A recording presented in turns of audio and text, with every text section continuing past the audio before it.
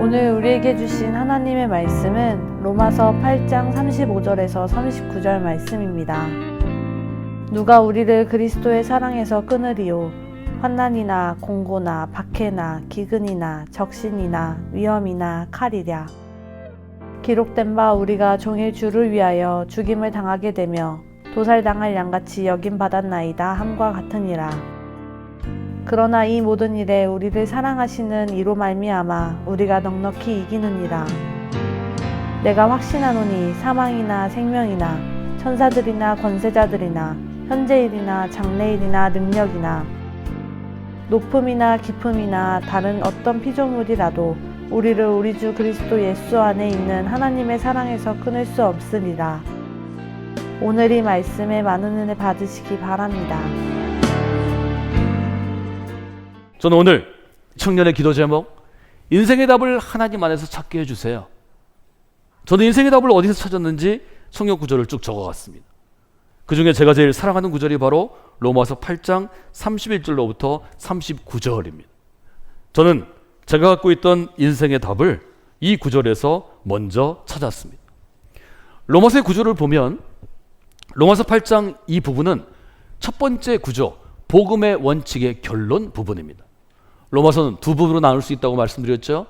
앞부분은 복음의 원칙 1장부터 8장까지입니다. 뒷부분은 복음의 실제 12장부터 16장까지입니다.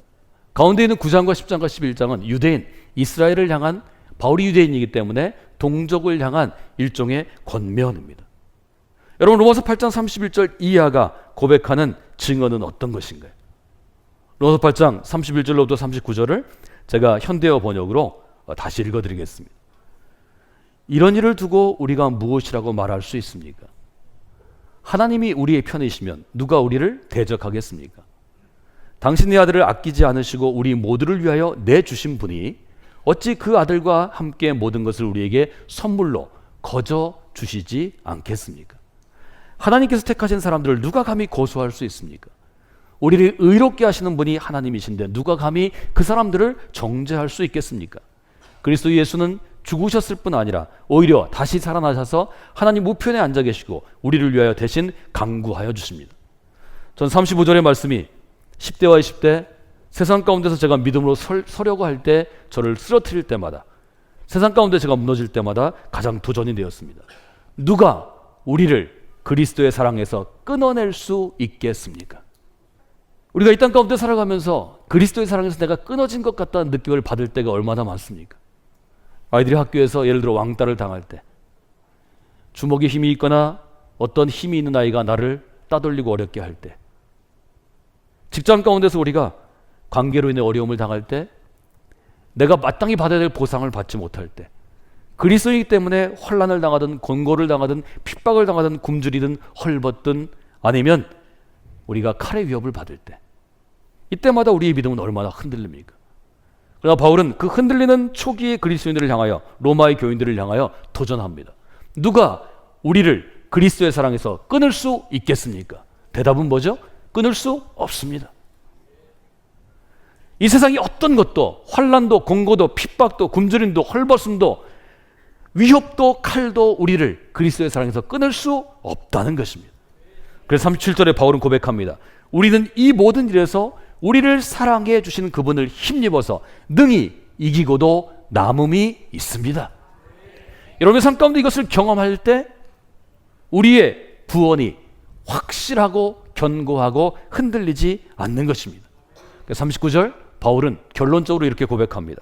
높음도 깊음도 어떤 피조물도, 그 앞선 38절에 보면 죽음도 삶도 천사도 권세자들도 우리 예수 그리스도 안에 있는 하나님의 사랑에서 나를 혹은 우리를 끊을 수 없다고 고백하는 것입니다. 여러분이 이 고백 가운데 서는 분들이 되시기를 주님의 이름으로 부탁을 드립니다. 우리 청소년과 청년 세대가 어떤가요? 아이들이 믿음의 가정에서 자라나고 교회 공동체 안에서 잘 자라나다가 언제부터 교회를 떠나기 시작하나요? 첫 번째 떠남은 고등학교 때 이루어집니다. 아이들이 고등학교 때 들어가면 외부적인 환경으로는 좋은 대학 가기 위한 대학 입시 때문에, 내부적인 것으로는 인생의 근본적인 질문, 내가 왜 믿어야 하나? 내가 왜 살아야 하나? 나는 어떻게 살아야 하나? 이것들로부터 흔들려서 아이들이 중등부에서 고등부 들어갈 때 많이 탈락합니다. 왜 그럴까요? 왜 아이들이 고등학생이 되면, 10대 후반이 되면, 대학생이 되면, 20대가 되면 신앙생활을 중단할까요? 그것은 이 아이들이 아직은 혼자 신앙생활을 할 수 있는 성숙한 그리스도인이 아니기 때문에 그렇죠. 바울은 로마 교인들을 보면서 그리스도인, 믿음 있는 사람들을 흔들리게 하는 것으로 세 가지 원인을 지적합니다. 이것은 우리에게도 동일한 것입니다. 우리 청소년들과 청년들에게도 동일한 것입니다. 첫째, 바울이 볼 때 구원을 흔드는 가장 큰 것은 의심이었습니다. 우리가 신앙길에서 흔들리는 것은 사실은 의심 때문입니다. 믿지 않을 때는 믿음에 대해서, 믿음 안에 들어와서 교회에서 신앙생활할 때는 신앙의 성숙함에 대한 의심과 갈등이 우리 안에 있습니다. 청년 시기는 특별히 의심의 시기이고 질문이 많은 때입니다. 기존의 전통과 기존의 것들에 대해서는 질문하고 새롭게 다시 만들어가는 과정이 있습니다. 이 과정을 우리가 도울 수 있어야 합니다. 여러분, 신앙생활하면서 우리가 여러 가지 질문과 의심 때문에 얼마나 어려움이 많습니까? 바울은 그 가운데 어떤 상황에서도 하나님은 끝까지 우리를 사랑하신다고 확신합니다. 이것이 그리스도인들에게 필요합니다. 혹 내가 완전한 믿음에 이르지 못해도, 이런 점에 의심이 있어도, 이런 점에 흔들려도 하나님은 우리를 끝까지 사랑하신다는 것입니다. 여러분, 아이들이 중고등학교에 들어가면 제일 먼저 흔들리는 것은 소위 말해서 진화론과 창조론의 충돌입니다. 생물 시간입니다. 이것부터 시작해서 관계를 갖는 것, 대학교에 들어가면 술, 담배 문제들, 또 직장 문화에 들어가면 또래 문화들, 이성 교제에 관한 것들, 이런 것들이 아이들을 어렵게 합니다. 우리가 기억할 수 있는 것은 어떤 의심도 믿음 있는 사람이 노력하고 답을 찾으면 의심이 우리를 흔들 수 없다는 것입니다. 그 이유에 대해서 바울은 이렇게 얘기합니다. 31절에 만일 하나님이 우리를 위하시면 누가 우리를 대적하리요? 넘어뜨릴 수 있으리요? 하나님이 우리를 위하시면 이라는 것은 현대어 번역으로 하면 하나님이 우리 편이 되어주십니다 하는 뜻입니다. 여러분, 하나님이 우리 편이 되어주시면, 하나님이 나의 편이 되어주시면 어떤 의심도 우리가 능히 감당할 수 있습니다. 의심이 우리를 넘어뜨릴 수 없는 것입니다. 두 번째로 바울은 로마서에서 무엇을 지적하는가 하면 죄 혹은 죄책감이 우리를 넘어뜨릴 수 없다고 분명하게 증언합니다. 여러분, 많은 사람들이 신앙생활의 도중에도, 특별히 우리 아이들이 뭔가를 잘못해서 교회에 있는 선생님들이나 목회자들을 보기 어려우면, 부모님께 부끄러우면, 친구들 보기가 부끄러우면 신앙생활이 중단되는 경우가 많습니다. 이것은 죄의 문제이기도 하고 죄책감의 문제이기도 합니다. 저는 여기에 대해서 이런 답변을 분명히 해드렸습니다. 우리 모두는 쓰러질 수밖에 없는 존재입니다. 우리 모두는 아무리 온전해지려고 애를 써도 쓰러질 수 있는 일들이 많이 있습니다. 그것은 내 자신의 마음의 욕심으로부터 시작된 것일 수도 있습니다. 우리를 넘어뜨리는 사회적인 환경일 수도 있습니다. 우리는 알면서도 모르면서도 하나님께서 싫어하시는 일을 할 수밖에 없는 연약한 존재입니다. 중요한 게 있습니다. 하나님이 우리가 넘어질 수밖에 없는 연약함을 아신다는 것입니다. 그 연약함에도 불구하고 이미 우리의 잘못을 용서해 주셨다는 선언입니다. 종교개혁자들이 인의, 우리를 의롭다고 인정하심, 이 선언이 우리에게 너무 중요한 선언입니다. 사랑하는 여러분, 우리는 부족합니다. 우리는 또 넘어집니다. 근데 가장 중요한 것은 내가 또 넘어지지만 하나님은 내게 분명하게 용서하신다고 선언하신 것입니다. 바로 이것을 복음이라고 이야기합니다. 여러분, 33절을 보십시오. 누가 하나님이 택한 사람들을 고소할 수 있겠습니까? 바울은 이것 때문에 가장 괴로움을 겪은 유대인이었습니다. 내가 유대인 중에 유대인이요, 히브리인 중에 히브리인이요, 가말리알의 제자이고 나는 열정 있는 유대인 리더인데, 그런데 나의 마음을 보면 나의 삶을 보면 누군가 나를 고발할 수 있다는 두려움이 그에게 있었습니다.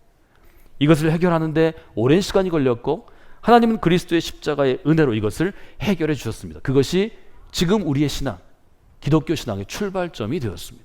여러분, 다른 사람을 우리가 판단할 수 있지만 그러나 우리 자신도 똑같은 판단을 받게 되어 있습니다. 하나님이 택하신 사람들은 그의 행위 때문에 구원을 받은 것이 아니고 하나님의 택하심 때문에 이미 구원받았다고 인정을 받는 것입니다. 지금부터 우리가 해야 될 일은 그 인정에 부끄럽지 않게 계속해서 오늘도 살아가는 것입니다. 또 넘어질 것입니다. 그러나 내일 아침 또 믿음의 길을 걸어가야 합니다. 또 넘어질 것입니다. 그러나 모레 아침 또 믿음의 길을 걸어가야 합니다. 그 과정 가운데 우리가 보다 더 온전함으로 나아갈 수 있는 것입니다. 세 번째로 우리의 구원을 흔드는 것은 무엇입니까? 현실적인 시험입니다. 이것은 바울의 시대 가운데, 초기 교회 가운데 아주 분명하게 바울이 경험한 것입니다. 예수 그리스도를 믿는 것 때문에 삶의 자리에서 쫓겨났습니다. 직장을 버리고 가족을 버리고 스스로 감옥에 가야 할 때도 있었습니다. 굶주릴 때도 있었습니다. 도망가야 할 때도 있었습니다. 이것이 시험입니다. 요즘 아이들은 뭘 겪나요? 직장의 문제에서 그리스도인 때문에 차별받을 수 있습니다. 이성교제를 하고 결혼하는 가운데 그리스도인이기 때문에 여러 가지 우리가 차별받을 수 있습니다. 그런데 성경은 이 시험도 우리를 건들 수 없다고, 흔들 수 없다고 도전하는 것입니다. 여기 35절과 36절에 있는 환난, 공고, 핍박, 기근, 적신, 위험, 칼은 그들이 실제로 겪었던 것입니다. 환난은 곡식의 타작마당의 타닥기입니다. 옛날에 도리깨로 타작에 할 때 곡식을 두드리듯이 그처럼 괴로운 것입니다. 공고는 정신적인 고통입니다. 핍박은 실제로 누가 나를 미워하고 실행에 옮기는 것입니다. 기근은 굶주리는 것입니다. 적신은 헐벗는 것입니다. 이러한 것들이 바울이 경험해 보니까 실제로 구원의 확신에서, 믿음에서 자기를 흔들 수 없었습니다. 바울은 얘기하죠. 우리를 사랑하시는 분으로 말미암아 우리가 넉넉히 이기는 것입니다. 여러분, 세 가지를 놓고 여러분이 기도하셔야 합니다. 우리 청소년, 청년된 자녀들과 그 세대를 위해서 하나님, 이 아이가 청년 시절 겪게 될 의심이 구원을 흔들지 않게 하소서. 이 아이가 겪게 될 죄와 죄성과 죄책감이 구원을 흔들게 하는 요인이 되지 않게 하소서. 이 아이가 겪을 현실적인 시험이 구원을 흔들지 않게 하여 주시옵소서.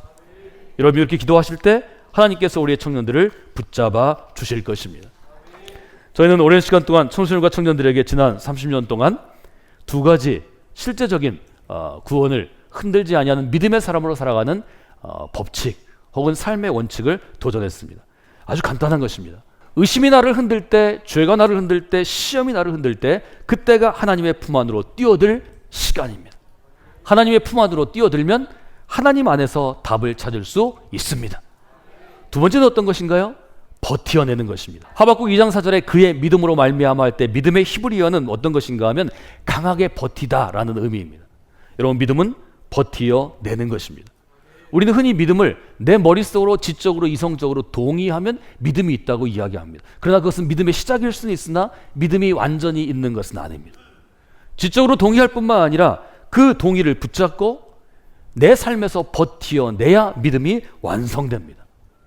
여러분, 청래 시절부터 버티어내는 그리스도인이 온전한 그리스도인이 될 수 있습니다. 여러분, 우리가 믿음으로 살아갈 때 우리의 일터에서, 우리의 가정에서, 친구들 사이에서 또 우리 교회 공동체 안에서도 십자가의 무게를 마땅히 견디어낼 때가 주어집니다. 아주 힘들고 어렵죠. 이때 이것을 벗어버리고 불평하거나 불만하거나 어려움을 토로하는 것보다 여러분이 견딜 수 있을 때까지 견디어내십시오. 견뎌낼 수 있도록 힘을 달라고 하나님께 기도하십시오. 그리고 견디어내면 그 견디어낸 사람 때문에, 복음과 함께 고난을 받은 사람 때문에 다른 사람의 얼굴에 하나님의 놀라운 역사, 하나님이 주시는 기쁨과 즐거움과 평강의 꽃이 필 수 있는 것입니다. 여러분에게 그런 역사 있기를 주님의 이름으로 축원해 드립니다.